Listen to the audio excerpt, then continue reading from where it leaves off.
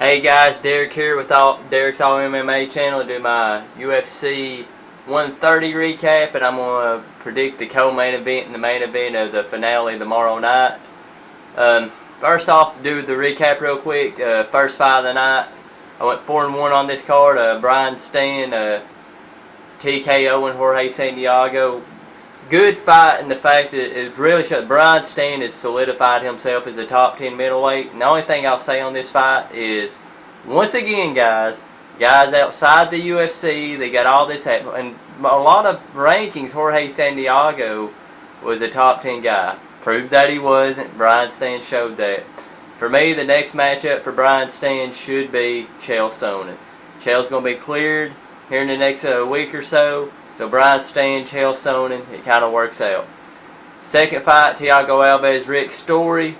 Rick Story makes his presence known in the UFC with his performance. He has, since this fight, he's going to replace Anthony Johnson and fight Nathan Marquardt at a main event at a Versus show. I think with the win for Story, he will get GSP after GSP beats Nick Diaz. So Rick Story has put himself one win away from getting the title shot. Rick Story, he's among the elite now, guys, in the welterweight division. Third fight of the night, Stefan Struve, Travis Brown.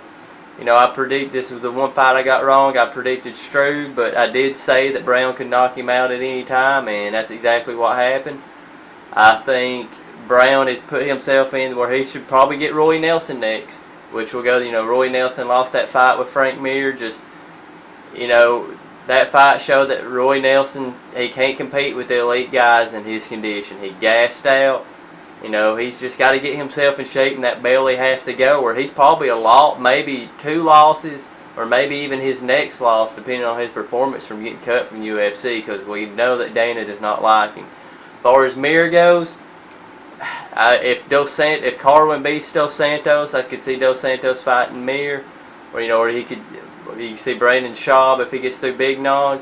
But I also could see him fight Lesnar next. Mir's in that situation to where Mir's the 5th best heavyweight in the world, and he's not going to beat Lesnar, Dos Santos, Carwin, or Velasquez. He just can't, he don't match up well with those 4 guys.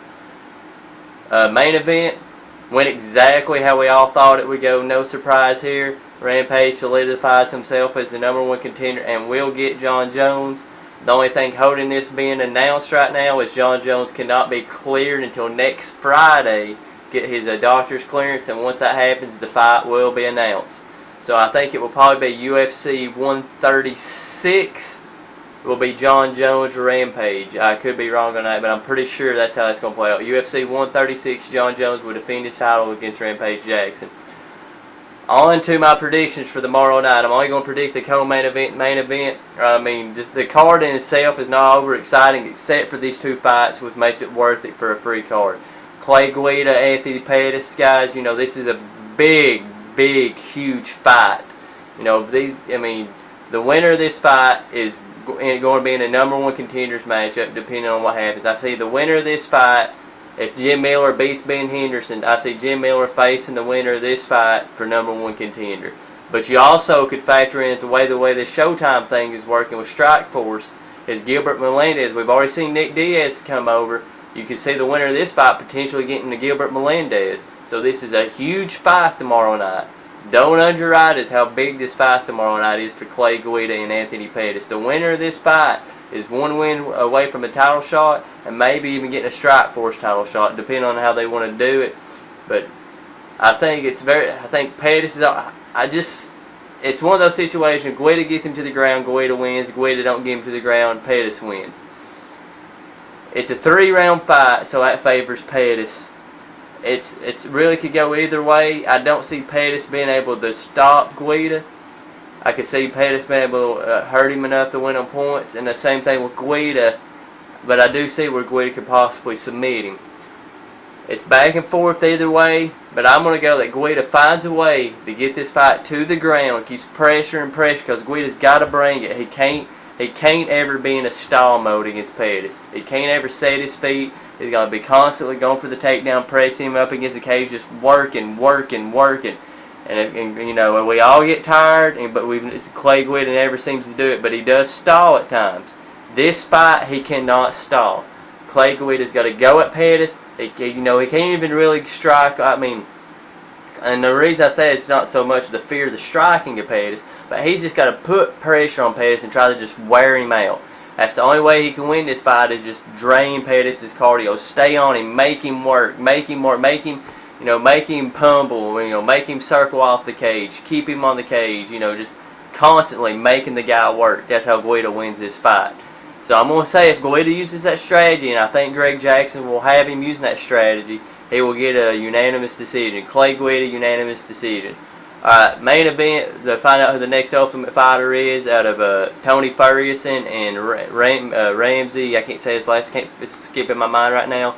I will say this, and most Ultimate Fighters, you kind of think matchups determine. I think it's safe to say that these two guys were the best two guys in the house. I think they could have fought any matchup against the other guys in the house, and these two would have beat them out every 9 out of 10 times. I mean, we are getting the two best guys, and it's kind of another situation like where I think Ramsey's the better overall fighter, and he's got good stand-up. He's 10 times better on the ground than what Ferguson is. Ferguson might be better on the feet. So I think if you look at it that way, you got to pick Ramsey.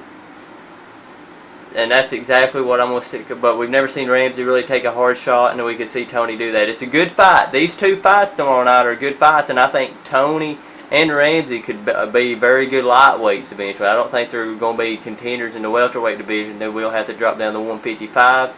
But my prediction on this is I am going to go Ramsey via submission, rear naked choke, second round. That's my recap on UFC 130, guys. That's my predictions for tomorrow night. I will be back with my predictions and recap. Do my predictions for UFC 131 next weekend. Peace, guys. MMA forever.